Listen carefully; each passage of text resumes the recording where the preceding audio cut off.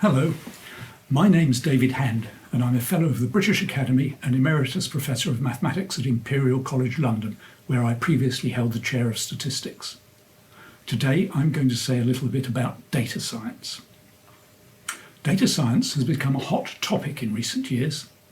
It promises to revolutionise the world we live in, bringing economic, social and health benefits. But in the past few months, nowhere has the central role of data become more apparent than in the COVID-19 pandemic. Policies, decisions and planning, all balancing health impact against economic impact, must be based on comparing what we think will happen if we take no action with what we think will happen if we do take action. And indeed on comparing expected outcomes under different actions. All of this is predicated on having a good understanding of the disease. And that understanding is in turn based on high quality data. Good, accurate and timely data are critical for reacting to and managing the pandemic. Unfortunately, we live in the real world. The real world is beset by dark data. Dark data are data you don't have. This might be because you want today's data, but all you have is yesterday's. It might be because your sample's distorted, perhaps certain types of cases are missing. It might be because the recorded values are inaccurate. After all, no measuring instrument is perfect. It might even be that the data are available but unexamined, gently decaying in a giant data warehouse, unlooked at because they were collected purely for compliance reasons, for example. In my book, Dark Data, Why What You Don't Know Matters, I give a taxonomy of 15 types of dark data, and I'm sure this is not a comprehensive list. New data sources, new ways of collecting data, and new types of data are arising all the time, and all of these bring with them new opportunities for dark data of new kinds. Dark data are problematic because they mean we can draw wrong conclusions. These conclusions in turn lead to incorrect decisions and inappropriate actions. While these might have minor consequences, they can also have major ones. Fortunes and lives have been lost because of dark data. Fortunately, statisticians have developed tools to tackle dark data issues, and indeed have gone even further and devised strategies to use dark data to advantage. A simple example of that is a double-blind randomized controlled clinical trial, where the identity of the treatment being administered is concealed from the patient and from the clinician. So in this brief talk, I want to focus on the dangers, and in particular, how dark data has manifested itself in the COVID-19 pandemic. The scientific understanding and political management of the COVID-19 crisis has been riddled with dark data issues.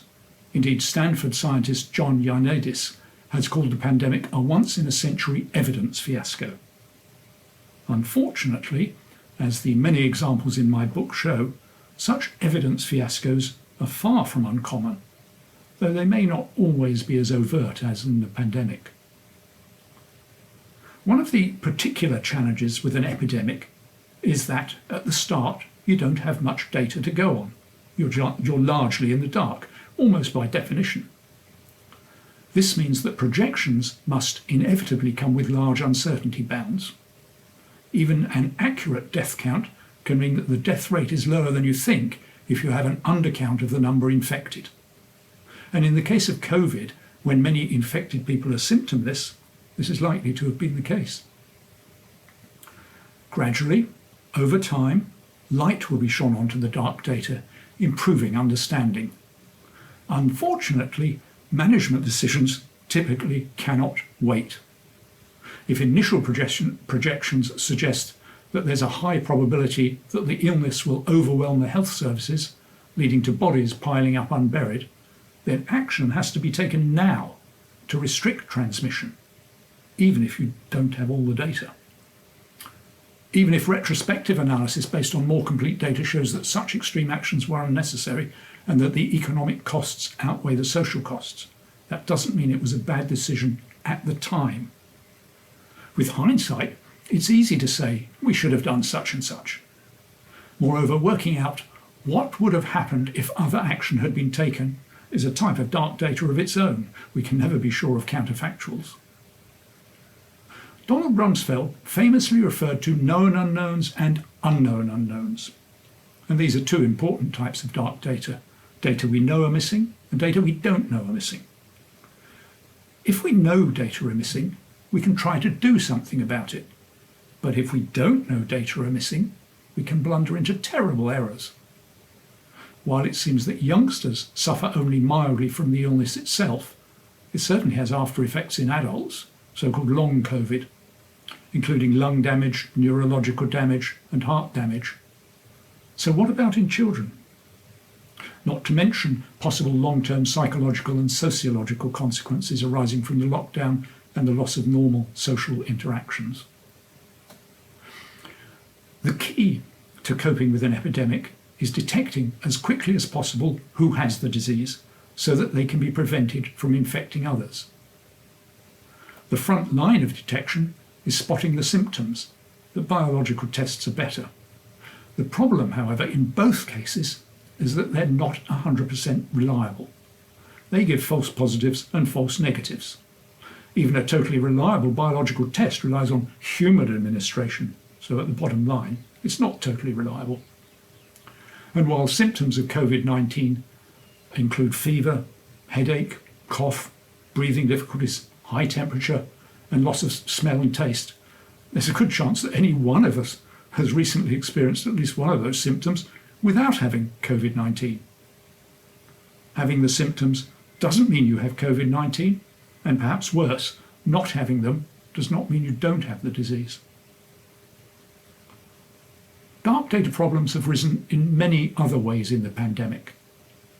People themselves may decide whether to contact health services so that a distorted sample appears, including only those motivated to take action. Likewise, people choose or do not choose to download a contact tracing app. It's gradually become apparent that certain subgroups of the population are more vulnerable than others, the aged and males, for example, as well as BAME groups. But we can only recognise this if we happen to record the distinguishing characteristics, the age, for example. What about all those characteristics we didn't think to take note of? Modelling and understanding the evolution of an epidemic is complicated by the actions people take. There's a feedback process where increased awareness leads to changes in the phenomenon being studied. The impact of this can be dramatic. For example, if restaurant meals and haircuts figure in the basket used to calculate an inflation index, how can we estimate inflation when we cannot go to a restaurant or hairdresser? Imputing values for the missing prices seems dubious, since it's not simply a question of them existing but not being recorded. They just don't exist. As I record this talk, we're still in a state of uncertainty about many aspects of the pandemic.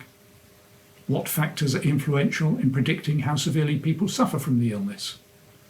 How serious are the after effects of being ill? When will an effective vaccine be developed? Indeed, will one be developed? How long will the economy take to recover? And so on and on. But one of the striking and I think encouraging things about the pandemic is how rapidly we're learning about it, as well as how rapidly we're putting in place systems to learn, to shine a light on dark data. More generally, the pandemic has also raised awareness of the critical importance of the social sciences. After all, managing the pandemic requires understanding of how people behave. Perhaps above all, however, the pandemic has raised awareness of the importance of valid, relevant, timely, and accurate data, and of the risks of dark data. Thank you very much.